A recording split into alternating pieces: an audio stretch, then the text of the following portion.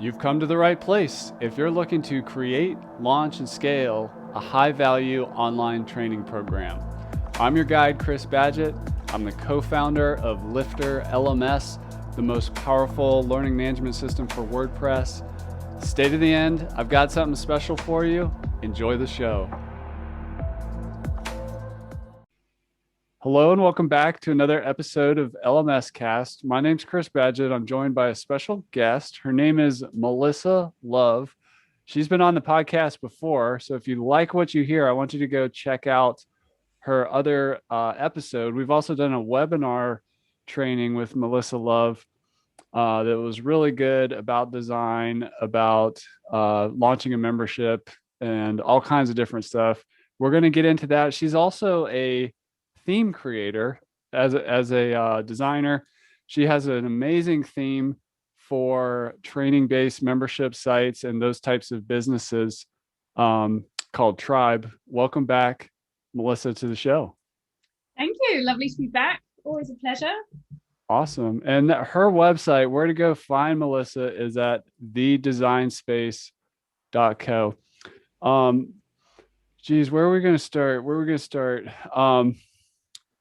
There's one of the things you embody before we get into some like more tactical stuff and like lessons learned that has always just impressed me about you as a course creator, but also as a designer and more broadly an entrepreneur, is you seem to be able to really have like this right brain creativity. I mean, obviously you're a fantastic designer, but then you also have all these like systems and like you have this like logical workflows and checklist kind of. You seem like you can flow between right and left brain just so easily. And maybe that's an old, outdated way of thinking, but how do you exist so well on both ends of the spectrum there? It's such a good question. I didn't used to be that kind of person. I was very much the creative who was a bit disorganized and a bit scatty. And I kind of took a weird pride in that, like, oh, I'm so creative and I haven't got time for any of this practical stuff. And I would totally wing it. And I just was, because my work was good, I always had people queuing up to work with me, but I wasn't working very smart. I was just wasting time. And my business, and when you don't think tactically, you can't scale your business. And it just got to the point where I was so burnt out and so ready to scale. I thought, you have to sort this out. You can't just go with a to-do list that never gets any shorter and no strategy, and you're not outsourcing anything. I just hit a wall and thought, get over yourself, and then actually I fell in love with marketing my business and understanding my numbers, and actually I kind of preferred that to the creative in some respects, so much so that I created a membership around marketing, which if you told me I was going to do that, I don't know, 10 years ago, I'd have laughed my head off, because I was not that kind of person that had time for any of that. That's awesome. Yeah, that's like it's a emblematic of an open mind. It's like I call it discovering a new area of the bookstore that you didn't realize, like, oh, wait a second, there's a whole other thing here that I'm interested in and I can explore. That's awesome. But I think we also live up to the stereotypes that people kind of give us, or that we encounter, which is that creatives aren't techie, or that I work with a lot of photographers, as you know, and I can't believe the number of them that go to me, I'm just really not very techy. I'm like, you operate a really complicated $5,000 piece of equipment, then you put all the photos on a computer and you edit them all and export them, and you're very techy. You're just, and you can apply those skills to other areas of your business. That's awesome. Yeah, I love that. Like getting outside of the stereotype. A related question to that, I call it the five hats problem, where to do these types of training-based websites, online learning platforms, coaching businesses, all this stuff online at scale through the internet, you have to be an entrepreneur, an instructional designer, a community builder, a techie, and educator. I think I got that right. But anyways, the whole point is you have to wear a lot of hats, and I see a lot. It's really easy to get stressed out. So how do you prioritize without how do you know what to focus on and where to be strategic? How do you prioritize in this type of business where you have an online business, more at the most broad level with the online business? How do you do that? Like, That's a really good question. do you do quarterly planning and stuff? And like just, I know it's really hard to say no to things. I mean, that's a big part of it, but how do you focus? Well, the first thing is you have to learn to, and I think what's really hard is when you're just starting out and you don't have a lot of extra cash in your business. It's all well and good for someone like me to say, oh, you should just outsource, or you need to invest in a coach to keep you accountable. But that's like $5,000, and you might not have that kicking around your business. So I think in those days you do have to take accountability for your planning. Not only do I do annual goals and quarterly planning, I have it all in my workflows in ClickUp, which is a tool I love.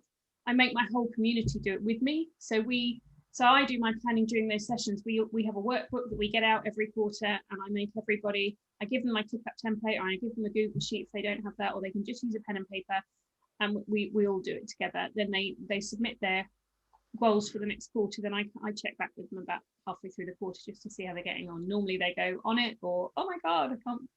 Embarrassing. So it's vital, because then that gives you a set. And then I think what a lot of people do is they do their planning and they just put it in the equivalent of a dusty drawer, and they don't have it as something that they check in with daily. So I have mine pinned to my home page of ClickUp, my key goals, and I look at them and I think, even if I just do one tiny thing to move myself bigger to my goals today, what's it going to be? And it might be pitching to someone, or like a 5-minute job for each of those big goals. It might be doing another page in a template. It might be sending a pitch email to someone to be on a podcast. It might be, it might be writing a piece of content that really needs to get done. But I always try and keep them at the front. Otherwise, all is lost if you kind of do the planning but don't do the follow through. That's awesome. One of the things I've noticed about people that are successful with our tool, or just more broadly in the industry, is they have a like a clear customer. And maybe that changes over time. Like, I know you've done a lot with photographers, and now you do a lot with marketing professionals, and you have these clear customers, like this avatar. And then the other thing I see in people that are the most successful is that um, they surround that person with like support, and it's not always just one thing, like just a video training or just some service, or like in your case it's really cool because you have like coaching opportunities, but you also have like your themes. So like when I see Tribe, that theme, I'm like, wow, this saves a lot of time for people to have great design, great site. It's like it helps a clear customer, a web designer trying to build this type of site, uh, have an extreme time advantage. Tell us about where Tribe came from, how that bubbled up as like a project to invest in. Well, it's interesting. Once I launched the membership, I had quite a few people reaching out and saying, oh my God, your site's amazing. How did you build it? Can you give us a tour? And oh, we've been on the fence. We didn't know whether to choose, a third party platform, the likes of Kajabi or whatever people are using. But actually, we really like WordPress, but that seems really daunting. So I kind of ended up giving a lot of tours and behind the scenes little tutorials to people. And then people started joining my membership just to get access to some coaching around that. So I thought there's clearly demand there. And I know that, as you know, when I first started using Lifter, I was in the group all the time asking like a gazillion questions. How can you do that? How can I make this look better? Why doesn't this work like this? And, just generally being annoying. So I just thought, well, actually, now I know how to do all of those things. I think it would be really good to share that knowledge and then to fast track it, because I think there's always a middle way. And this is the thing, there's a lot of things you want to do in your business. You might want to hire a professional like me to build you your own all singing, all dancing LMS site, but that is going to cost you $10,000. Or you could try and do it yourself from scratch, but you're probably not going to get the result you want. But there's a middle way, which I call the IKEA way, which is, I could try and build a beautiful dining table, and sure, it would be functional. You might be able to eat food off it, but it would look terrible. But I can go to IKEA and buy something that's good design. I can put it together myself, and it's cost somewhere in the middle. So I just think, whatever it is, whatever you want, whether it's a really expensive coaching program, there's probably going to be a stepping stone to what ultimately you might be able to afford in the long run for your business. I'm in a couple of memberships, have been for the last couple of years, which put me in the right environment. I've only this year just invested in a much more high ticket coaching program for a whole year, which I've never done before, but it took me a few other steps to get there. So I think that's why for me, Tribe fills that middle gap for people who, if you're on your fifth membership and you've done loads of launches, you can probably afford to hire the $10,000 designer. But if you haven't, if this is your first one, you want it to look good, but you don't want to risk everything, it's a good solution. That's awesome. And as if you're looking at like a site for somebody who's building a community or a tribe or coaching program, what's the simplest, as a marketer yourself, what's the simplest marketing funnel for somebody to think of without like flying off the tracks of like what needs to happen on the site? Like, what do they need? Let's say they have some free YouTube content and they're sending people traffic to the site. They've got some good content, which we're going to talk about in a little bit about how to make zero waste content. But what is a marketing funnel for people? I guess I see a lot of people get kind of like in the weeds and overly complex. How do you see the website parts of a funnel operating? Oh, good question. So I think just to wind that back a step is I see in my own membership people absolutely agonize over their lead magnet content or their freebies. They're like, is the market too saturated? But has one of my competitors done this? I'm like, it doesn't matter, because people want to hear it from you. They need to know that you're the expert. So it doesn't matter how many I've just launched a build a DIY website checklist. There's going to be a gazillion checklists out there, but none of them are written by me. None of them have my authority behind it, and my audience want to hear from me. They don't want to hear from someone else. They want to have to Google it. They want me to say, do these things in this order. That's all you need. So I think first of all, you have to kind of get over yourself a bit. It's always going to be a bit embarrassing to launch a freebie, and maybe there's crickets, no one wants it. But the other thing is, you don't have to guess. Like, I'm a massive proponent of doing a ton of research. I call it emotion-based research. I can give you a link to a blog post about it where I call them the 5 magic questions. They're all emotion-based. They're all kind of, if you could wave a magic wand and have your, LMS website built for you tomorrow, what would be the top 3 things you'd need? So they're going to answer these questions, and they're going to basically tell you what their most pressing need is. And then you can create the piece of content around it that's going to answer that. They've told you they want it. It's kind of a no-brainer. So once you have your piece of content, what I like to do is when we'll come on to this shortly, is I actually create my piece of content in tiny chunks in this kind of, and we'll talk about this in a second. So I gather a lot of organic feedback as we go along. People say, I put it out, I drip it out in paragraphs on Instagram, and I see what questions I get, and in my Facebook group, and I think, that needs tweaking, before I bundle it all together to become the piece of content that it's ultimately going to be. So once you've got confidence in your piece of content, this is where I think a lot of people get a bit panicky, and they think, I need to buy lead pages or ClickFunnels, and they go off and kind of into another tech $99 a month subscription, which they don't need. If you've got WordPress, that's literally all you need. And again, I think the other thing is you have to do is keep driving them back to your site. So there's a little psychological flow, as I'd call it. So email sign up on your own website, not on any other thing like ClickFunnels or lead pages. You redirect them to a thank you page. So you don't just give them a thank you success message. Obviously, if you're ever going to do paid traffic, you need a thank you page where you can measure how many people get to the thank you page. And I think a lot of people boost posts, don't have a thank you page, feel like they've just burnt a $50 note when they do that. So that's a real basic, which when you're just starting out, it's easy to not know about.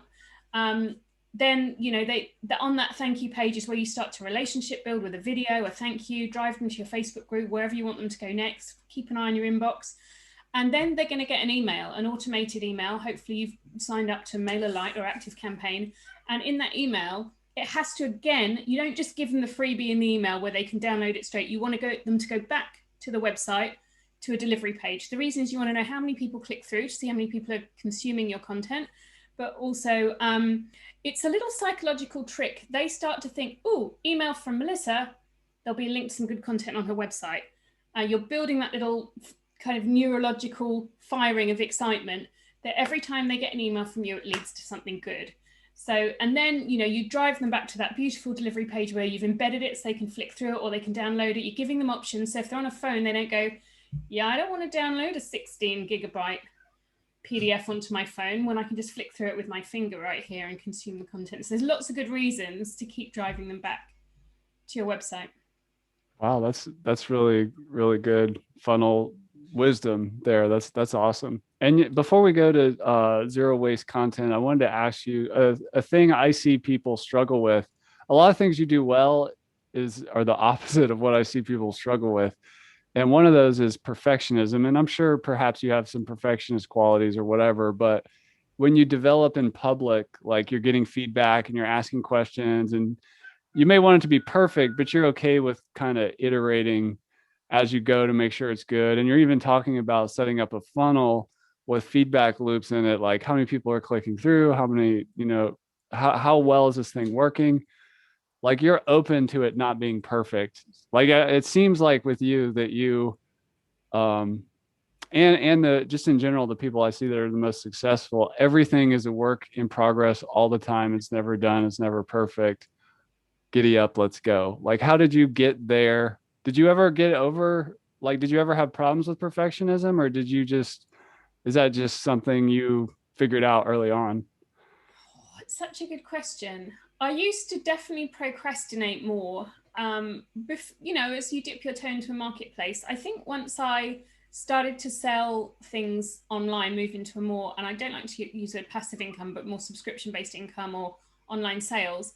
I had to get over myself because at first you think, God, I've got competitors, they're all going to look at this, and you can talk yourself out of doing it. But actually, what I found is brutal honesty works best. So, one of my first blog posts I ever wrote when I launched my community was "Done is better than perfect," and I said, look, we're all going to make mistakes along the way, but the great thing about the internet is you can edit it whenever you like. So I say, so when I make mistakes, please let me know. And people are like, hey Melissa, just wanted to let you know this is looks weird on mobile. You're like, thanks, got it, good spot. So as long as you're not going to be defensive about it, I mean, I do all the best of my checks, the best of my ability, but and I'm not saying I rush things, but yeah, I don't stall anymore. I'm keen because there's always something else. I think this is the thing. You think, well, back in the day, I thought, well, if I could just launch a range of templates, that'd be brilliant, and I will have got to where I want to be. But of course, then there's another summit, and you get to the top of that, and there's another thing that you're excited about. So you just have to get on with it, ship it, and you might have to revise it, but then there's always something exciting for me glimmering on the horizon, so that stops me from getting stuck in perfectionism. That's awesome. Well, another one of those two-sided swords is, I mean, it goes by a lot of names like expertitis or whatever. Like, especially if you're really passionate about something or had a lot of life experience in it, you know a lot, and sometimes it's hard to like. There's just so much there, and you also have a drive to help people and whatnot, to like chunk things down into usable bits that are useful and whatnot. So one of the things I've noticed, which you also do well, is you have a chunking process. One way as I describe it is problem, result, and then there's tools in the middle to help people. Just like any piece of content or training or something, the good stuff like really starts with a core problem, and then we solve it.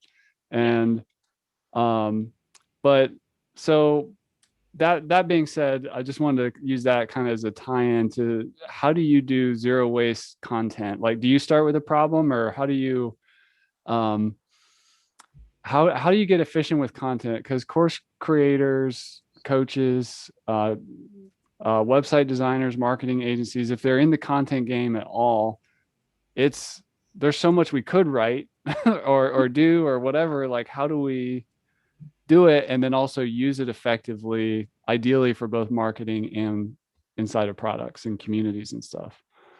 Okay, right, this has taken me a while to get to this stage where I see this now with kind of much more clarity. But for me, it really starts with doing your emotion based research. And from that, if you use kind of the magic questions, which are all emotion based, and I just use a Google form and it's or a type form, they both spit out a nice Google sheet with all of the answers in a big grid. So you can look down and I take a little highlighter. I'm like, right, that's falling into that bucket. That's falling into that bucket. These are people's real words. Like, I feel overwhelmed and I don't know how to approach this because of X, Y, and Z. I wish someone could do this to me. These are the kind of answers you're getting, which are absolute gold. So I normally kind of silo them into the three key pillars. And everyone should have their three key pillars. You're going to talk about that in everything you do, from your sales page. These are the big problems that your course is going to solve, your content is going to solve. And if you find yourself, if you can't relate what you're working on back to those three key pillars, you shouldn't be writing it, Hey, basically. just for example, real quick, what are the marketing fix three pillars? They are overwhelm and time management. Um, They are imposter syndrome, and they are tool confusion when it comes to marketing. They don't know what to choose. I love Now, that. what's That's really awesome. interesting is over the last year, overwhelm and time management weren't a thing anymore because everybody had loads of time because, you know, a lot of people weren't working. So suddenly I had to park that, and it was how to pivot your business and not rely on one income stream became a pillar for me over the last year. That's now, I can put that back on its shelf, and people are going to get time poor and feel overwhelmed again. So they can change, but not very often. It's not very often we have a global pandemic. So, you know, Yeah. that was exceptional, but I was kind of thought, oh, things are changing here. I need to tell people to stop telling people how to manage their time. Yeah. So, yeah. So once you've got your three key pillars, that unlocks a lot of structure. So that you're going to test your goals against them. You're going to test your course content against them. And, you know, I look at my big goals for the year and I think, right, from that, I have to make sure those big goals relate to these things. Otherwise, it's not going to have a resonance with my audience. But then when you've got your pillars, what I've got is I've got ideas lists where I can then break those down into lots of different topic ideas. So I need to make sure they're covered in my course, but also I need that's the kind of content I'm going to create. The thing is, here's where people, I think, this is how I used to think anyway. I don't know whether I'd say people go wrong, but I used to see them as three separate activities: blogging, social media, and creating paid for content. I'd think, well, I've got to create the paid content. It's got to be amazing, obviously. But then I have to blog about it in a way that doesn't give the game away. But then I also have to do some social media as well. Oh, it feels like there's so much to do. Then I realized it's all the same. It's all the same content. So what I do now is, it doesn't matter whether it's a piece of paid content or a free lead magnet or social media content. I now spend 15 minutes every single day chunking a topic down into 5 points. And at the end of the week, that's rounded up into a blog post. And if it's suitable to be, or maybe I've done it deliberately to be a piece of paid content, I'll make a tutorial video, and then that's a module in my course. Now, in theory, I suppose you could go through my blog and my YouTube videos and my free courses and my Instagram and probably piece together everything that's in my paid content, but it'd be a hell of a job to try and find it all in the right order. So I think this is what my biggest piece of advice is: don't worry. You know, it's almost impossible to give the game away.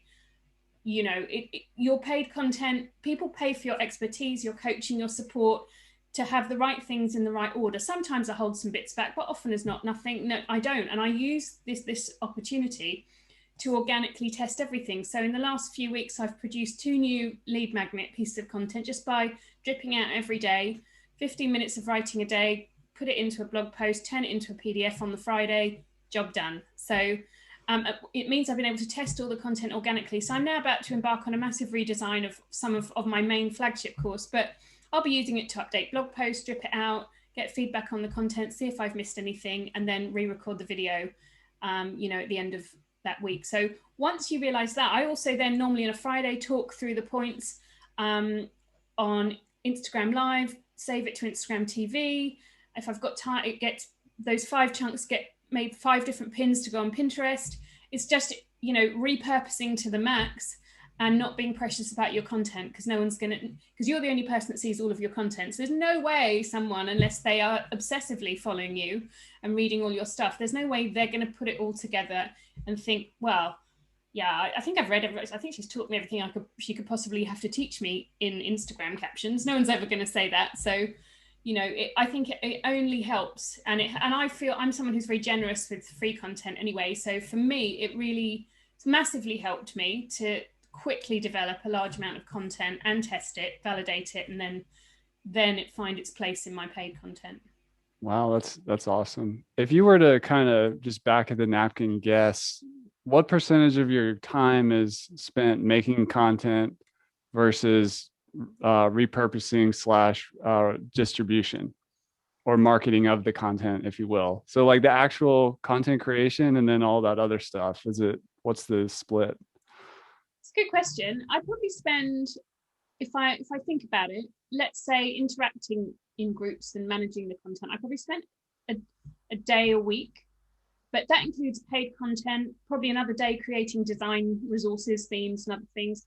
But I write this all in a Google document, and my team actually repurpose it into the social media posts and Pinterest pins. So actually, this has taken me a while to get here. It's only probably in the last 3 months that we've got this workflow down, that I relaxed enough to just give everyone the power to do it and for me to take a step back. So all I'm really doing is creating a Google document, maybe, and a video on a Friday, and the rest now happens pretty seamlessly. All my emails get sent out. They're written by my marketing manager. That's So awesome. yeah, and even things that I used to do independently, like if you're on my list or in any of my groups, you'll get an email every Monday called Monday Motivational Mindset Monday, I think it is, and it's normally a funny story that relates to kind of a business principle or a design principle. And I just used to write that every week, and now that has become the intro to the blog post that introduces the whole week. It goes out to my whole list. It's, I often deliver it in an Instagram story. So I've just suddenly kind of wised up to the fact that it's all the same. And then once you get your workflow down, and if you can outsource a little bit of your kind of graphic and kind of copywriting that goes in emails and on socials to other people, then suddenly you really accelerate what you can achieve with the time you've got, when you're not doing all the jobs like write the content, create the graphic, chunk it, get it in the right format for this platform, that one. That would probably be another day's work for me if I wasn't outsourcing that. So you were saying that when you're giving out all this content, you discovered that you weren't fearful around like giving all this stuff away, because inside your paid areas, there's so much other value that comes in getting the right thing at the right time with support and coaching and just that curation aspect. Yeah. So, which I just wanted you to know, like I 100% have seen, agree with. It works in some like coaching programs I'm in, that the value is just like the order is just as important as like the volume of stuff, and you don't need everything instantly all at once. So just that guide through the content or through the methods to the right tool at the right time is like super important. So in that light, what have you learned running a membership site on how to do onboarding and activate to avoid overwhelm in your members, and to just kind of help? I know that's a big question, but what are some tips there? Well, I don't know if we've talked about this before, but when I launched the membership, and I still use it as a strap line, it was very much about, join the membership and we'll help you banish marketing overwhelm. We'll show you what to do and when. So, That's funny. That was literally in your messaging. I just now remembered that. That's awesome. Yeah. So in the first intake, 250 people joined and instantly got overwhelmed. And they were like, we're overwhelmed. And I'm like, oh my God, this is not what I advertised. I don't know where to start. So what I did was I placed a lot of the content in a getting started track, the first 3 mini courses. I completely redid the dashboard. We've got a 28-day onboarding series of emails. And it was good. That kind of killed it dead, because I said when you have to watch this video, and it lays out the first 3 to 6 months of what they should do in what order, what assets they should go to first. It's on the dashboard. But I then thought, do you know what? If the onboarding is so crucial and it's almost indistinguishable from retention. So we worked out that if they don't join the Facebook group and they don't meet one of us in a call within make the a connection 10 days, we're probably not going to retain them, especially when we get people coming on a £1 trial for their first month. So now we do 2 things now. They get a bonjour, or actually I've changed that to a video ask when they first join. It's a personal thing from me, and it just says, hey, I saw you join the membership. Just wanted to let you know. What's a video ask? Is that a strategy or a tool? It's a tool. It's from the team behind Typeform. So if you go onto the design space and you go, I think it's I don't know if it's on the homepage, it's certainly on the info page. There's a little video, and you press it and I say, hey, do you want to ask me a question? And I get the notification on my phone. I just reply back by video. So it's asynchronous video messaging. Cool. They can text as well, but that's going really well. But I've got a blast one that goes out to them when they first register, and it's just me literally in my yoga clothes. It's really informal, and it's really fun. And a lot of people reply and go, wow, that was a cool video message. Then the other thing is I've got an automation running in my email software that if people have joined in the last 7 days, they get an email 2 days before the Wednesday inviting them to a new member call. And I chase with 2 reminders, because I really want them on that call. When in that call, they tell me about their business. We map out their next kind of first 3 months. We make a connection. I get them to commit to coming to a co-working session on a Tuesday or whatever the next thing is. We do invite them to the social event personally.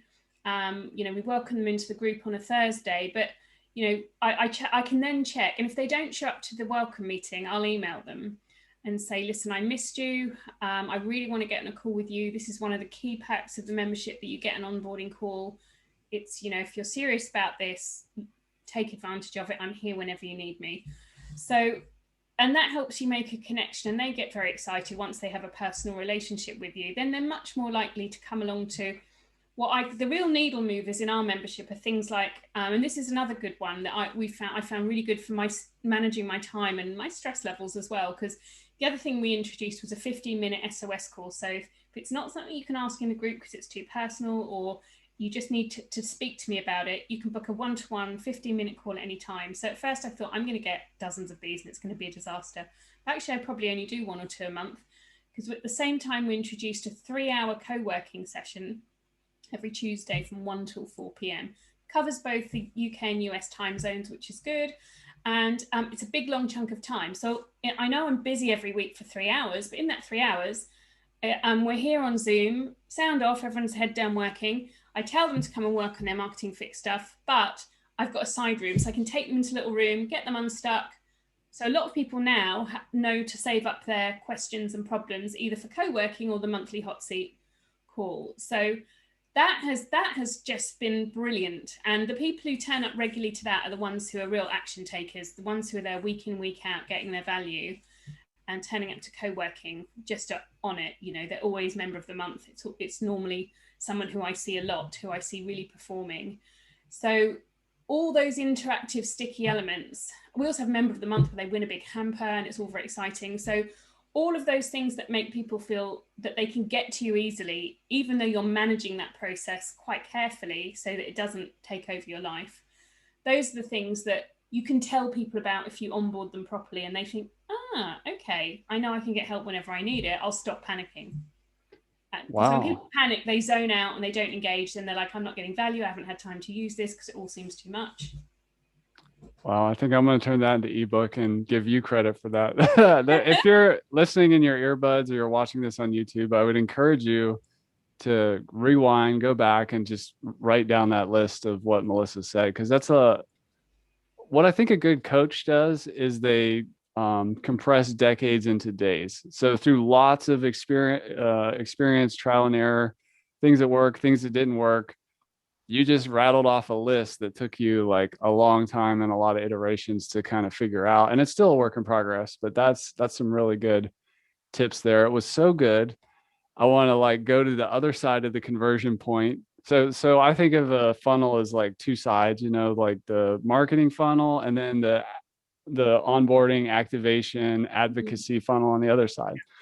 But if we go back through the conversion point, what advice do you have for people to go from, let's say they're an expert, they're building their tribe, and they want to put their flag in the ground, they're super passionate, they're like, I'm going to be here for a long time, but maybe they're not great, have a big business marketing background. How do you go from 0 to 10 enrollments? Like what's some tips you have there? And I know that's like a broad question, but if you could give somebody some advice without overwhelming them, how do you get your first 10 people to enroll? Well, you do have to have an audience. And, if you're very lucky, you'll enroll 1% of your audience, of your total audience. So would it be fair to say that you would not recommend even messing with the site, the membership site and the e-commerce and all that stuff until you've started building an audience for free, like who follow your content, email, all that? Yeah, I mean, depends on how big a splash you want to do. I mean, the easiest thing to do is to build a very small audience. It can just be 100 or so people who are very loyal and very active, and you can get some people on board for a cheap or free beta test to get them through your program. If you bring 10 people through at half price, and you'll get takers for cheap or free or near as. You've then got testimonials, and you've had your tires kicked, and you've worked out what works and what doesn't, and you've got advocates. You can sign up as affiliates, so you can start really small, but you've got to find a way of least getting your beta testers in. And the only way you're going to do that is with some really good free content where they can trust that they're not going to waste their time by giving you their time. But I saw, I'd say, a fairly big marketing name saying lead magnets and list building is dead. This was one of his ads this week, and I thought, well, I'm pulling in 200 subscribers a week with my lead magnets. So I don't think it's dead. Sorry. Yeah. Yeah, not in my humble experience. So, they work if it's something that people want. And all of my free content that people might sign up for is 100% based on the emotion-based research that I do. So I know people are struggling with these things.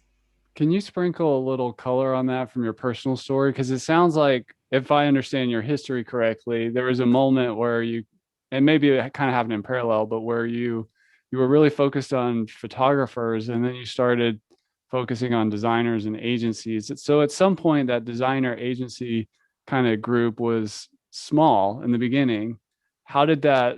When did you kind of know, like, all right, there's something here, or why did that pivot happen, or what was the genesis of that, building that community?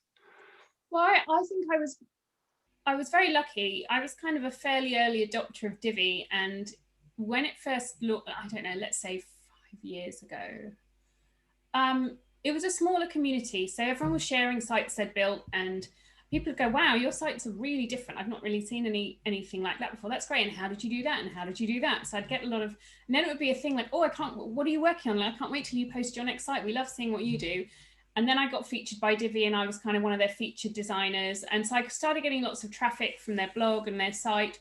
And lots of people started approaching me saying, "Oh, do you do business mentoring?" Then I launched the Divi templates, and I was the first person to ever sell a third-party Divi product. Now it's a huge kind of industry. So it became, I think I just got a lot of interest in, well, I'd like to do that. I'd like to sell. I'd like to have more passive income. And I'd like to know how you got from one-to-one to kind of more one-to-many.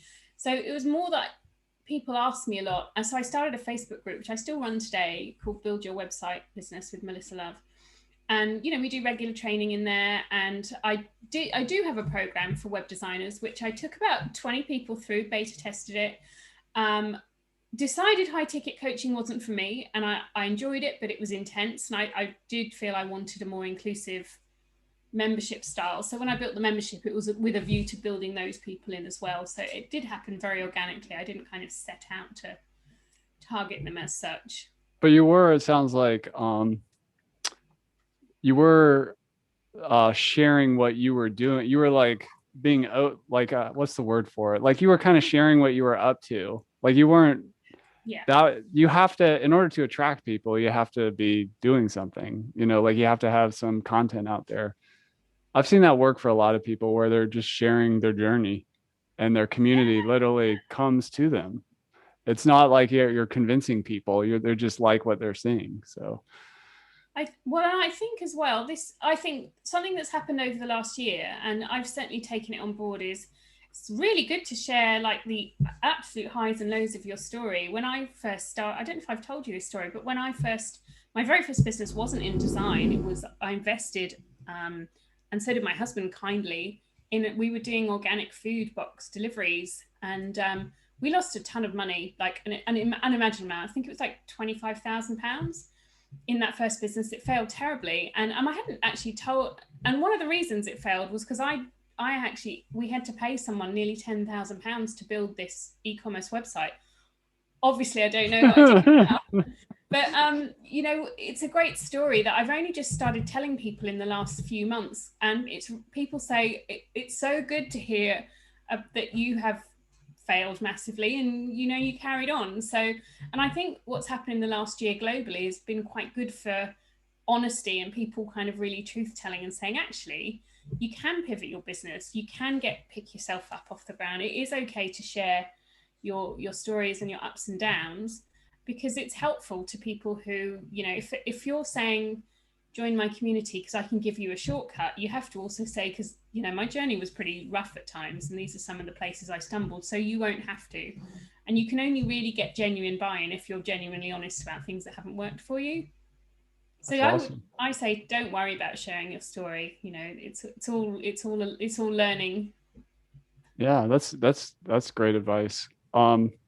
You brushed over something real quick. I just wanted to go back and park on it a second. It sounds like you were debating between high ticket coaching, which I think I would say is something like over $10,000 a year or something, maybe 20, maybe even 30 and up. And then there's like that, but you said you decided to do more of a membership style, which was more inclusive, meaning it wasn't necessarily for like rich people or something like that. Like it's more approachable for everybody. And I Yeah. totally get that. So tell us more about that, like uh just your headspace when you were like, okay, I can put a course on Udemy and make $50. I can be a $30,000 a year coach per client, or I can do something in the middle with the membership site. How did you kind of, what was your thinking around there? Well, it's interesting. I'm not going to say I got swept away with it, but I was in a coaching program. It's a very well known one, which costs around, I think it cost $11,000. It was the biggest investment I'd ever made in coaching, and it was full of kind of people who it was full of pretty full on people, and it was all like how many calls you're doing, how many people kind of how much money has everyone made today, and and people had setters and closers, and I just it didn't sit well with me because I wasn't prepared to outsource my sales calls, but I was doing lots of them, and I was closing them quite well, and they were coming onto my beta program. But I didn't enjoy doing it. I wanted something to be so good that it sold itself, but nothing sells itself when it's 10,000. I was selling mine for about $3,000, at the beta price, and nothing sells itself at that price without a call. And then in the call, you're not meant to try and solve their problems. You're just focus on the sale. I know how to structure a sales call. I just didn't enjoy it. I just wanted to help people. So Yeah. actually, I took my first lot through my program, which was great because that repaid my investment. And then I thought, I don't want to do this. I know it. I don't like this competitive kind of these high ticket marketers. It's not my jam at all. And I went to Mike and Callie's conference for the membership guys. I can't remember what it was called now. Retain, that's it. Thinking, well, I've got a course already. I've tried the high ticket, wasn't for me. What I'm definitely not going to do is start a membership because that sounds like really hard work. So by the end of the weekend of the conference, I was like, I'm starting a membership. I was like, this is for me. And it was just the most amazing thing because we were in the coffee breaks. I was there with Kay actually, and my friend Lisa, who's also a member of the group. We'd go, who did you meet at coffee break? And I'm like, I met a guy who helps people rescue frogs. He's got 20,000 members. Like we were like coming back at coffee break going, these people are amazing. I met someone who coaches people how to win at ultimate frisbee. I mean, just brilliant things that people were doing. And that all of them talked about, I love running my community. I love the people in it. And I thought, that's what I want, where someone might just join because, £35 isn't gonna, it's not a life or death situation. You don't need an hour sales call, though I happily jump on with people all the time for 15 minutes just to talk them through what it is. They tell me their problems. I don't sell to them. I say, yep, we've got resources that can meet those needs. I think you should jump in. They're cool, let's do it. Like that kind of thing I can do. But I felt, if you've ever been on a sales call for high ticket coaching, when you know what they're doing, they're closing you. Yeah. Yeah. And I'd never felt like I wanted to put anyone in a position where they say, I don't want people to say, oh, I have to ask my partner or all of those Yeah. things where they say, you don't need to do that. Just get your credit card out now. And it's just not me. I'm like the anti-sales person. So for me, a membership is a really good blend of, it's not even like I was selling my previous course for $249, which was still a bargain, but it's still not even that. Though saying that, I'm now getting quite a few people joining at my full annual price, which is amazing without a sales call or anything. So, I really appreciate that. And most of those people will say, hey, I just joined. I'm so excited because I've been reading your blogs for ages, or you're following you on Instagram, or I'm in your group. So I know that the free content works. I know that I've proven myself again and again and again because I give away so much for free that when they get to the point where I decide is $35 too much, no way, it's a no-brainer because they trust you already. And as of this recording, you have a 1 pound trial as well, too, right? I Which do. which is like the ultimate sales person. Like it's Yeah. okay, well, take $1, take it for a test drive. If you like it, stay. If not, no hard feelings or whatever. I mean, Yeah, it's the most yeah. low pressure sale there is. I love that. I love that. And they get everything for the pound as well. So I send them a personal note in the post. I send them their video message. They get on a call. They get the strategy. I They love get that you have an abundance mindset because it's easy to like with these types of sites to have a scarcity mindset. Not that that's bad. Like you need to protect your stuff and protect your assets and your content is valuable, but that's mm, cool to hear that you're like you hook them up. Like you're assuming they're going to stay, so, so mm. give them the good stuff. I love that. I think for me now is, there's another, I've just hired, well, not just, but we've just taken on a community manager. And as we go along, she's just been getting used to scheduling events and doing that stuff. I'm going to get her in as well to do more personal things, more personal check-ins. So it's not just me taking some of the pressure off, because I still think there's another level of, if we don't get them there, we need to hook them in and get them to see and feel how good it is to take action, to have people you can go to be in a community. So there's more work to do there in terms of retention for us. But you're right. The abundance mindset's really important because people feel it. If they're just like a trial member and they know it, it's not like being part of the proper gang. Yeah. Yeah, it's true. It's true. Well, in the spirit of giving, you have some free resources? Like, what are some free resources? People listening to this want to go into your world. What do you recommend? Well, just as we've been talking about content creation, you might find it interesting to see how I've done these. But I've produced. I'm really focusing at the moment on content upgrades on my blog because that's what my coach has told me I have to do. So I'm doing it. I'm in a coaching program too, and I always do what I'm told. I'm very coachable. The first one is the DIY your website ebook, and it really is. If you've ever built your own website and you think it's all right, but there's something about it that's not very polished, But I this can't put book, my finger on it. I don't know what yeah, it is. Yeah. this book puts your finger on it. This is the book for you. Okay. And the second one is a kind of DIY your website launch and build checklist. So if you ever think, should I do this first in WordPress or should I do this in my hosting or should I do this first? This will tell you exactly what to do so you don't forget anything, what order, right through to launching and security and SEO and all that kind of stuff. So it's my personal workflow when I'm building sites. But both of these I created over the course of, a week, mostly on Instagram. So if you download them both, we'll put links in the show notes, I'm sure, is that you can follow back over my Instagram from a few weeks ago and see how I chunked it down into tiny micro bits of content and then gathered it all together at the end of the week and turn it into either a PDF or a blog post. That's awesome. And tell us one more time about the tribe theme and how people can get it. Right, so the tribe theme is for Divi and it's also for Elemental, which we're just releasing at the moment. What it is, it's got every page you could conceivably need for a coaching website. It's got about pages, info, testimonials, sales pages, email sign up, email thank you, lead magnet delivery. Plus, I've done all the templates for the lifter areas, so single lesson, course, membership pages, and they're all styled using all the different lifter shortcodes. So if you're using a page builder, it unlocks A, the magic of shortcodes, but B, it's going to just save you a ton of time. And as Chris knows, I like control and really like control over the design of how things look. So this takes advantage of some of the really cool kind of things which you might not notice. Like you can, instead of using the course page as your sales page, you can redirect it to any other page in your site. And of course, that's when you redirect it to your beautiful sales page. It also includes WooCommerce as well, all styled out with the product areas. So I know lots of people out there might sell a mix of things like digital downloads or t-shirts and courses and events.